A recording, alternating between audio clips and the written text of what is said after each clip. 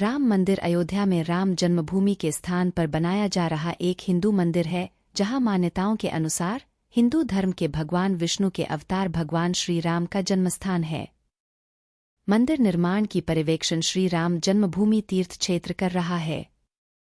5 अगस्त 2020 को भारत के प्रधानमंत्री नरेंद्र मोदी द्वारा भूमि पूजन अनुष्ठान किया गया था और मंदिर का निर्माण आरंभ हुआ था। इतिहास। हरि विष्णु के एक अवतार माने जाने वाले राम एक व्यापक रूप से पूजे जाने वाले हिंदू राजा हैं। प्राचीन भारतीय महाकाव्य रामायण के अनुसार राम का जन्म अयोध्या में हुआ था।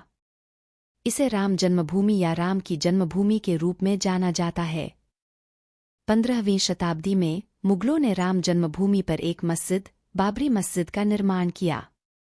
हिंदुओं का मानना है कि मस्जिद का निर्माण एक हिंदू मंदिर को खंडित करने के बाद किया गया था। यह 1850 के दशक में ही था जब विवाद हिंसक रूप में सामने आया था। विश्व हिंदू परिषद ने घोषणा की थी कि वह इलाहाबाद उच्च न्यायालय की लखनऊ पीठ द्वारा रोकने के आदेश दिए जाने से पहले विवादित क्षेत्र पर मंदिर की आधारशिला रखेगी। विहिप ने तब उन पर श्री राम लिखी धनराशि और ईंटें एकत्रित की। बाद में राजीव गांधी मंत्रालय ने वीएचपी को शिलान्यास की अनुमति दे दी। तत्कालीन गृह मंत्री बूटा सिंह ने तत्कालीन वीएचपी नेता अशोक सिंघल को अनुमति दे दी। प्रारंभ में केंद्र और राज्य सरकारें विवादित स्थल के बाहर शिलान्यास के आयोजन पर सहमत हुई थीं। हालांकि 9 नवंबर 1989 को विहिप नेताओं और साधुओं के एक समूह ने विवादित भूमि पर 7 घन फुट गड्ढे खोदकर आधारशिला रखी। सिंहद्वार यहां स्थापित किया गया था। कामेश्वर चौपाल बिहार के एक दलित नेता पत्थर बिछाने वाले पहले लोगों में से एक बने। विवाद का हिंसक रूप दिसंबर 1992 में बढ़ गया जब बाबरी मस्जिद का विध्वंस हुआ। विभिन्न शीर्षक और कानूनी विवाद भी हुए, जैसे कि अयोध्या अध्यादेश 1993 में निश्चित क्षेत्र के अधिग्रहण का मार्ग।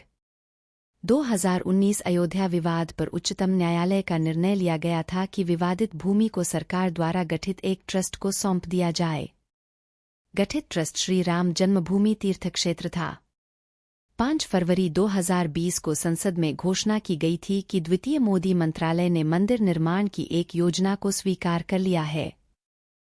रामलल्ला 1989 के बाद से विवाद के अदालती मामले में मुकदमेबाज थे। उनका प्रतिनिधित्व विहिप के वरिष्ठ नेता त्रिलोकी नाथ पांडे ने किया, जिन्हें रामलल्ला का अगला मानव मित्र माना जाता था। राम मंदिर के लिए मूल डिजाइन 1988 में अहमदाबाद के सोमपुरा परिवार द्वारा तैयार किया गया था। सोमपुर कम से कम 15 पीढ़ियों से दुनिया भर के 100 से अधिक मंदिरों के मंदिर के डिजाइन का हिस्सा रहा है।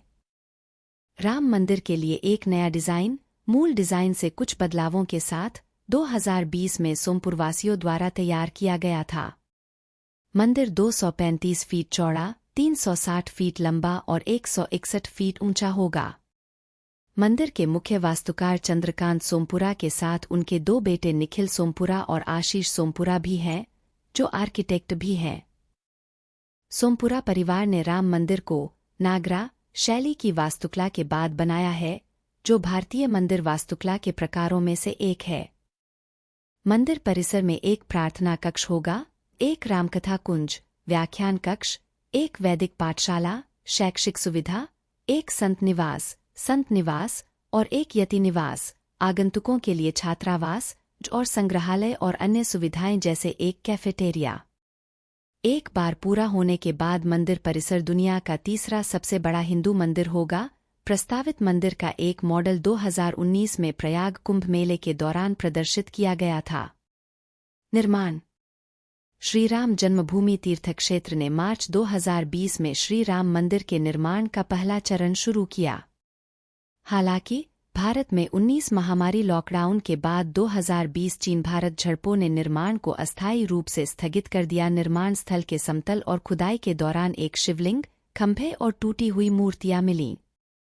25 मार्च 2020 को भगवान राम की मूर्ति को उत्तर प्रदेश के मुख्यमंत्री योगी आदित्यनाथ की उपस्थिति में एक अस्थायी स्थान पर ले जाया गया।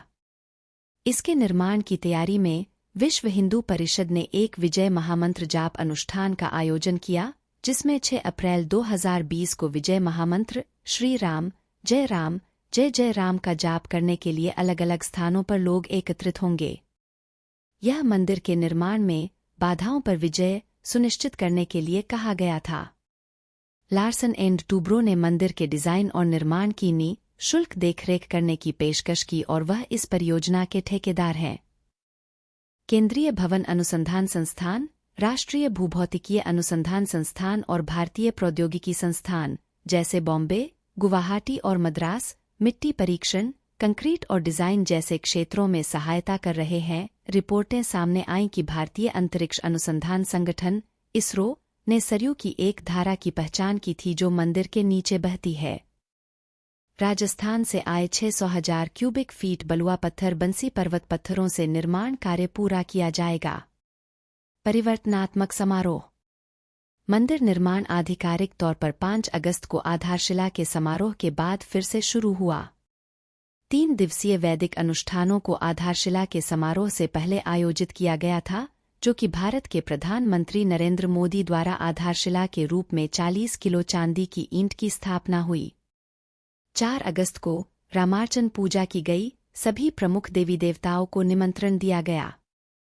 भारत भर में कई धार्मिक स्थानों से भूमि पूजन, मिट्टी और पवित्र पानी के अवसर पर त्रिवेणी संगम नदियों के गंगा, सिंधु, यमुना, सरस्वती पर प्रयागराज, कावेरी नदी पर तालकावेरी, कामाख्या मंदिर असम और कई अन्य लोगों में एकत्र किए गए थे। आगामी मंदिर को आशीर्वाद देने के लिए देश भर के विभिन्न हिंदू मंदिरों, गुरुद्वारों और जैन मंदिरों से मिट्टी भी भेजी गई।